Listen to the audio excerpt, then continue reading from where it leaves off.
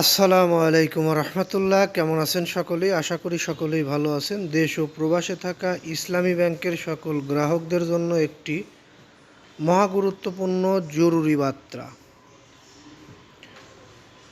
এখনকার বার্তাটা অনেক জরুরি, কারণ ইসলামী ব্যাংকে নিয়ে বাংলাদেশ ব্যাংকের জরুরি বার্তা। এই বার্তার মাধ্যমে আপনারা অনেক কিছুই জানতে পারবেন। একটু ধৈর্য সহকারে পুরো নিউজটি শুনলে বিস্তারিত বুঝতে পারবেন। এই নিউজটি প্রত্যেকটি ইসলামী ব্যাংকের গ্রাহকদের জন্য অতীব গুরুত্বপূর্ণ এবং জরুরি বলে আমরা মনে করছি। বিশেষ করে প্রবাসে যারা রয়েছেন, কষ্ট অর্জিত টাকাগুলো আপনারা কোন ব্যাংকের মাধ্যমে দেশে পাঠাবেন, বা আপনাদের কষ্ট অর্জিত টাকাগুলো কোন ব্যাংকে আমানত হিসেবে রাখবেন, এই সকল বিষয়গুলো নিয়ে আপনাদের টেনশন হওয়াটা স্বাভাবিক। কারণ বাংলাদেশে কিছু ব্যাংক এখন পর্যন্ত আমানতের টাকা ফেরত দিতে পারছে না, তার মধ্যে ইসলামী ব্যাংক এখন আর নেই। অলরেডি ইসলামী ব্যাংক আগের পর্যায়ে টাকা লেনদেন করছে, সুন্দরভাবে দিচ্ছে। তারপরও আমরা ইসলামী ব্যাংক নিয়ে একটু কৌতূহলের বিষয় একটু বেশি থাকে, সে কারণে ইসলামী ব্যাংকের সকল আপডেট নিউজই আমি আপনাদের মাঝে পৌঁছে দিই। একটু ধৈর্য সহকারে পুরো নিউজটি শুনুন বলে আমরা নিউজটি কন্টিনিউ করছি। দেশের অন্যতম শীর্ষ বেসরকারি বাণিজ্যিক ব্যাংক ইসলামী ব্যাংক বাংলাদেশ পিএলসিকে ঘিরে কোনো ধরনের রাজনৈতিক করতে দেওয়া হবে না বলে সাফ জানিয়ে দিয়েছেন কেন্দ্রীয় ব্যাংক, অর্থাৎ আমাদের বাংলাদেশ ব্যাংক।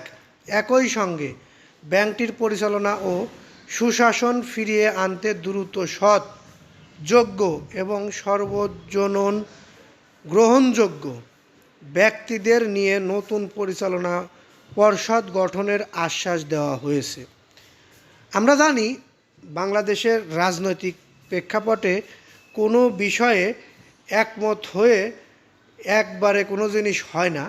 ইসলামী ব্যাংকের ক্ষেত্রে কি হবে সেটাও আমরা বলতে পারছি না, কারণ পরিচালনা পর্ষদে কারা যাবে আর সবাইকেই যে সবার ভালো লাগবে সেরকমটা হবে না। আপনারা আপডেট টু আপডেট জানতে পারবেন, আমরা আপনাদেরকে জানিয়ে দেব। তবে বাংলাদেশ ব্যাংকের মুখপাত্র আরিফ হোসেন খান সাংবাদিকদের একটা তথ্য নিশ্চিত করেন, সেটা হচ্ছে ইসলামী ব্যাংক নিয়ে কোনো ধরনের রাজনৈতিক বা কেউ কোনো রাজনীতি করতে পারবে না।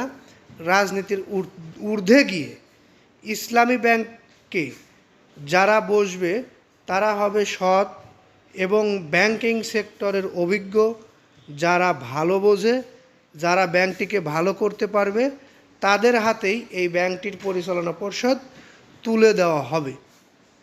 আপনাদের মতামত জানাটা অনেক জরুরি আমাদের কাছে। আপনারা অবশ্যই আপনাদের মতামতটি জানিয়ে যাবেন, কারা ইসলামী ব্যাংকের দায়িত্বে আসলে ইসলামী ব্যাংক ভালো চলবে। আমরা গ্রাহক ফোরাম থেকে যে বিষয়গুলো জানতে পেরেছি বা তাদের যে দাবি দাওয়াগুলো, তাদের মধ্যে একটি বিষয় উল্লেখ করেছেন 2017 সালের আগের মালিকদের হাতে ব্যাংকটি তুলে দেওয়া হোক। এ বিষয়েও আপনাদের মতামতের ভিত্তিতে আমরা পরবর্তী নিউজ তৈরি করব। এতক্ষণ পর্যন্ত ধৈর্য সহকারে যারা নিউজটি শুনলেন তাদেরকে আন্তরিক ধন্যবাদ জানাই। পরবর্তীতে আমাদের থেকে এরকম ধরনের নিউজ পেতে অবশ্যই চ্যানেলটি সাবস্ক্রাইব করে বেল বাটন অন করে রাখবেন। এই বলে এখান থেকে বিদায় নিই। আসসালামু আলাইকুম।